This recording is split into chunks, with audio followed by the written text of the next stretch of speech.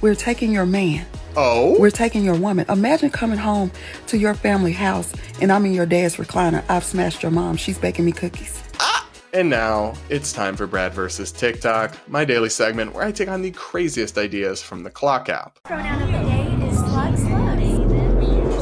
Today, we're going to watch a truly insane TikTok where one TikToker issues a bizarre and honestly just strange warning to MAGA supporters about what people like her, I guess, will do if we vote the wrong way in November, which I think we all know what that means. So let's take a listen to this really, really creepy and weird video. So I had to jump on here to share with you all the real gay agenda just so everybody's informed. If you all get in this voting booth in November acting like you don't have any sense and we lose our right to love who we want to love, we're taking your man. Oh? We're taking your woman. Imagine coming home to your family house and I'm in your dad's recliner. I've smashed your mom. She's baking me cookies. I'm just petty enough to do it. Or your dad. Because I'm at the age where I can have both you, them, and your younger sister, Ashley, that just turned 26. All of them can get it. Huh? Imagine your wife, who don't want to be with you anyway, but society says she has, runs off with a gay man to live her best life in a mansion with poodles.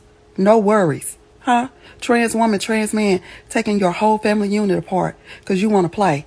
I just want to tell you all, that is the real agenda for the alphabet gang. Keep playing with us. You need to get in that booth and vote like you have some sense, okay? Our rights depend on it, and I'm not playing with you. You look up, and I got Barbara upside down. Now you mad. Keep that same energy. If I can't do what I want to do, I'm going to do everything else, okay? You know, guys, having been on TikTok for several years now, having reacted to so many of these videos, it is kind of rare that they still surprise me, but this one had me shook. I was shooketh, honestly. Like, excuse me? Ma'am? Sir? Whatever? Like, what? You're going to threaten people with seducing their wife, husband, and or sister? Did I hear this correctly? I mean, there's so many weird things about this video. It's just not a normal response to have to political disagreements, to threaten to break up someone's family unit because you don't like the way they vote. That is incredibly unhinged behavior and leaves really no room for respecting our differences or disagreement or agreeing to disagree or anything like that.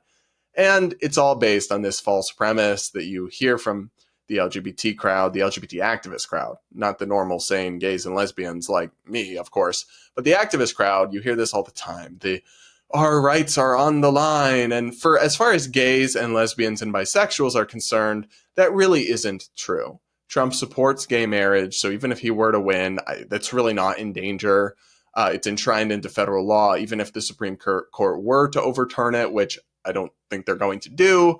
But even if they did, it's still enshrined into federal law. It's like gay rights are not under attack or up for debate in a super meaningful way at the federal level at all, really. That's pure scaremongering. Now, trans is a different question. And I think in some ways, what they consider to be trans rights are under debate or up for scrutiny or being legislated. And the different nuances of that get complicated because some of those ways I think are reasonable restrictions. For example, preserving sex-based women's sports and saying people born biologically male can't compete. Some of those things, like some state laws that would block adults from getting gender transitions, I do think are genuinely attacks on the rights and dignity of transgender people that I don't support. But most of that action is happening at the state level, first of all. And how far Trump would really be able to go on any of that at the federal level is pretty open question. I mean, unless he had full control of all the branches of government, which is incredibly unlikely, I'm not sure he could change all that much beyond the federal agency level.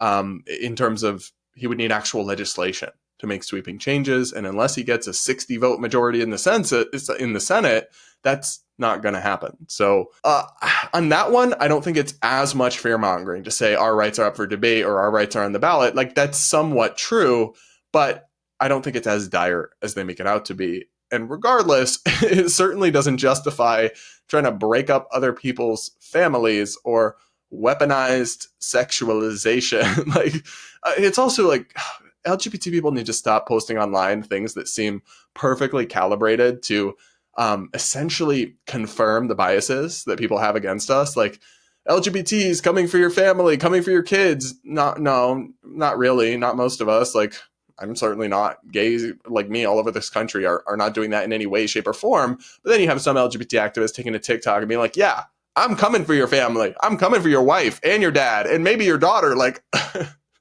you're just giving genuinely anti-LGBT conservatives and right-wingers ammunition to feed their stereotypes and their prejudices and to continue to foment backlash. So great work, babe. You're doing amazing. Keep it up.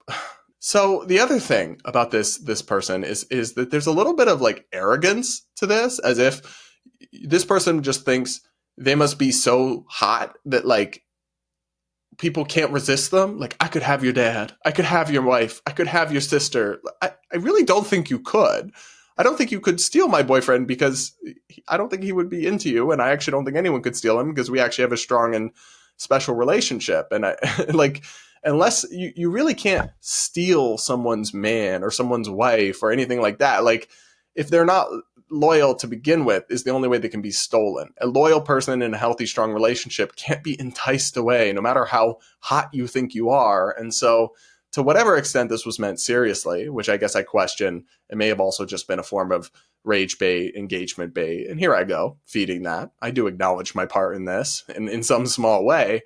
To whatever extent this was meant at all seriously, it doesn't even make sense. Like, it really doesn't. I don't think there's going to be an epidemic of people's wives and husbands running away with transgender people who seduce them. Also, how are you even going to know who votes for who? That's private. That's not like publicly listed information. The whole video is just totally nonsensical. And yes, to use a word Democrats have been using a lot lately, it's weird. You guys let me know what you think of this crazy clip in the comments below, and do remember to hit that like button.